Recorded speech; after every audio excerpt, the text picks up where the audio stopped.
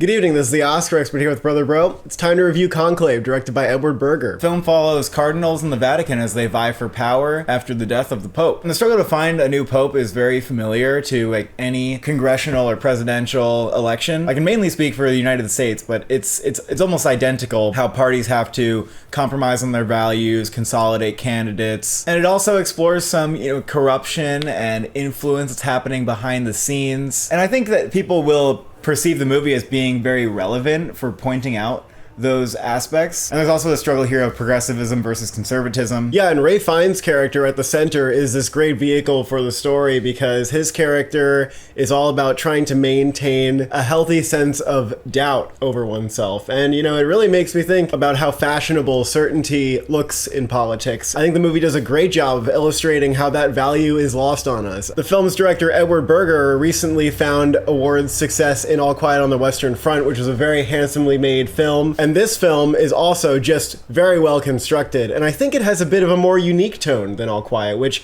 I felt borrowed so heavily from other war films. But the hushed tension that Berger establishes here, I thought, was very carefully done and distinct. Berger is a really fantastic conductor of the elements of film. I think that the score, the editing, the cinematography, it all works really well together. The film is a thriller, but it's very quiet, and it's the kind of movie that you really lean in close to listen to every word. The low-key lighting and the cinematography also has that feeling where you kind of want to lean in and look a bit closer. And the editing was also pretty phenomenal at riding up the tension, and I really like the use of montage between scenes. This film was actually really entertaining. It took me about 10 minutes to sink in, and then I was hooked for the whole time. I think the screenplay is really what drew me in. It's very gripping. Really, the conversations are what drives the tension here. It just feels thrilling to watch this game of power and politics take shape. It's also a pretty funny movie. It's very witty, and it's got some humor that was leaving the audience chuckling, and I think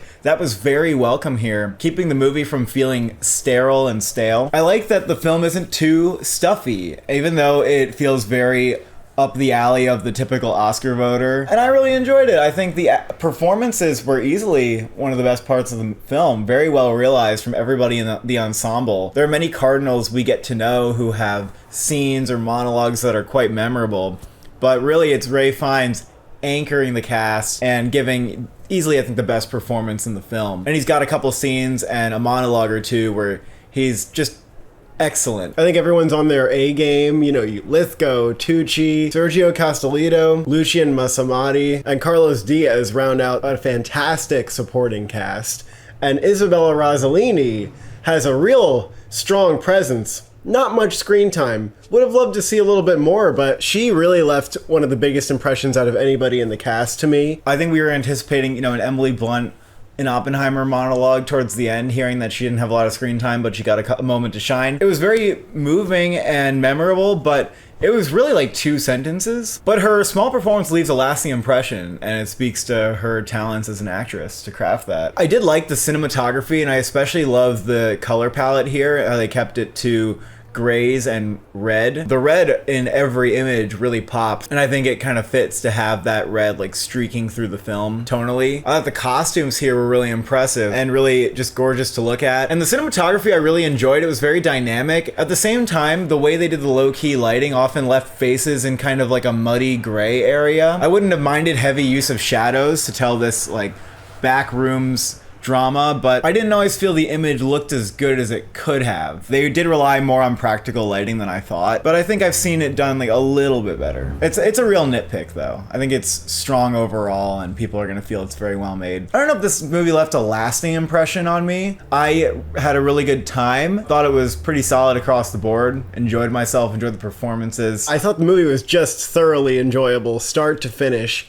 I did think that the end wraps up a little more cleanly than I was maybe hoping. And that's my biggest issue, I think. But I do think that the film's central point does get across. It just feels too tidy for the portrait they're trying to paint of this world where politics is easily corrupted. That's the piece that didn't feel totally realistic. I love me a film that's just compelling on the level of good old drama. I would give this an 8 out of 10. I would give the movie an 8 out of 10. You know, as far as Oscars go, I absolutely see this as a Best Picture player. Like, I don't know if it's a top 5. I think I have it around number 6 right now. It's a movie that everybody that we talked to liked. Yes. They just had a good time with it. You know, it's an 8 out of 10 for most people. Ralph Fiennes will probably be locked in. I think people really want to see him get another nomination. It's a pretty subdued performance, so it doesn't scream win to me or anything like that.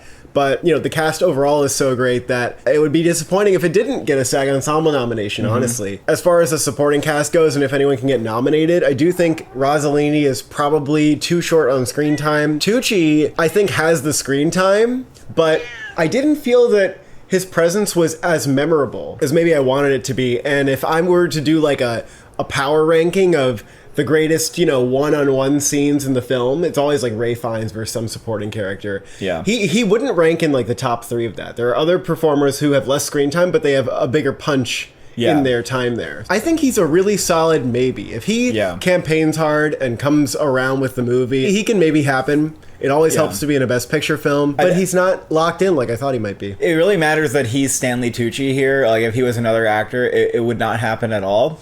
But since he's, I suppose, the second most visible actor in the ensemble, there's a possibility that he could make it in off of that. Kind of like how, I always bring this up, but Rachel McAdams got nominated for Spotlight. I didn't think she was like the biggest standout in the film, but like she had a name and she was in it enough. Rossellini, I also think, is like a slight possibility, but it would be pretty out there for them to nominate something with such little screen time. I think the screenplay is locked. Oh, yeah. And honestly, if it so happens that Sing Sing doesn't win screenplay, which by no means feels like a guarantee, I think this actually looks like a movie that can win in a category that doesn't have too many movies that I can see that with. I actually don't think there's any other win prospects here, though, if I'm going to be honest. No. But we can go through the rest of the nominations. Director's possible.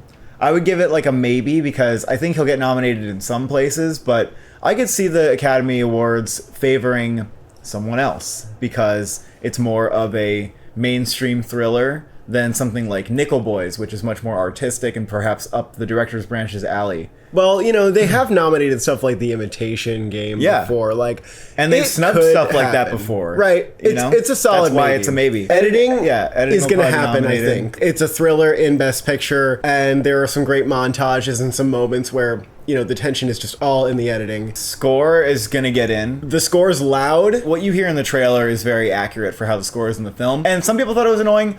I agree that both the score and the sound were not well mixed in the first 10 minutes. And I thought, uh-oh, is this going to be annoying? It made it difficult to hear the actors. I don't know why that happened. I think it shouldn't have happened that way. But in most of the movie, it wasn't like that. Most of the movie was fine. I think the score just has a really good flavor to it. And I really liked how it was used in quieter scenes, too. I don't think this would get sound. No, I have heard some people mention that.